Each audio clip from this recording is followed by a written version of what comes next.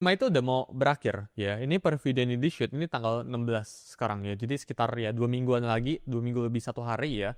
Ini bakalan tahun baru ya 2026. Biasanya 2026 ya atau tahun baru itu sangat identik sama yang nama itu resolusi ya. Jadi banyak orang yang langsung buat resolusi tahun baru setiap tahun 2026 awal tahun ya. Nanti di tahun 2026 ini gue pengen achieve apa aja gitu dan sebagainya. Tapi sangat jarang buat tahun 2025 ini orang ini tanya mereka itu udah achieve apa di tahun 2025 ini. Apakah resolusi awal tahun 2025 ini itu ke-achieve atau enggak justru. Misal teman-teman dari awal tahun ini udah berjanji ya pengen punya pekerjaan yang stabil, pengen punya misal gaji berapa 10 juta gitu, pengen punya income yang stabil dan sebagainya atau kasih uang ke orang tua. Tapi apakah itu ke-achieve tahun ini? Menurut gue ya, resolusi tahun baru itu bullshit. Kenapa? Karena buat apa lu tunggu sampai tahun depan ya? Kenapa lu nggak kerjainnya sekarang? Kenapa lu nggak kerjainnya itu by time period aja? Jadi misal ya, gue set resolusi tahun 2026 contoh ya, gue pengen bikin 100 konten YouTube contohnya. Kenapa gue nggak mulai bikin konten 100 konten YouTube itu per hari ini gitu ya? Jadi menurut gue resolusi tahun baru itu pedang bermata dua ya. Lu nggak bisa semena-mena ya, bisa lu set resolusi tahun barunya sekarang gitu ya, terus lu malah tunggu ini kita masih ada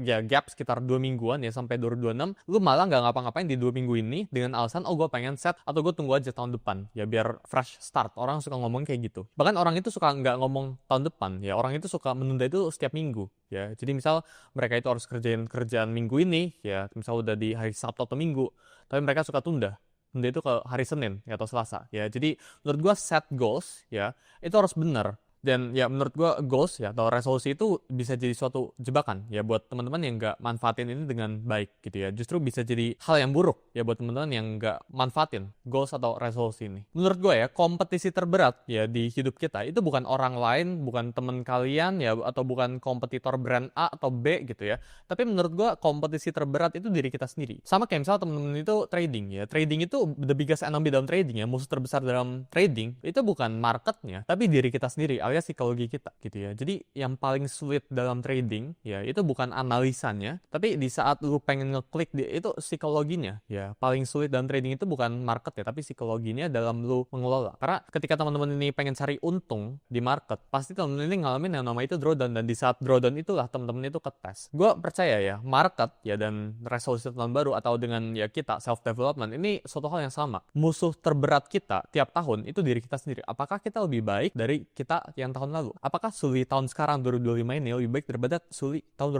2024? Apakah lebih baik dari 2023 dan sebagainya ya? Teman-teman itu harus tanyakan seperti itu. Ya sekarang lu self reflect ke diri lu ya. Apakah gua yang sekarang ini lebih baik daripada gua tahun 2005 awal? Januari 1 2005 versus misal sekarang ya 31 Desember 2025. Apakah gue lebih baik? Apa yang berubah dari hidup gue? Itu lu harus catat ya di kertas lu gitu ya. Jadi di sini gue pengen langsung aja share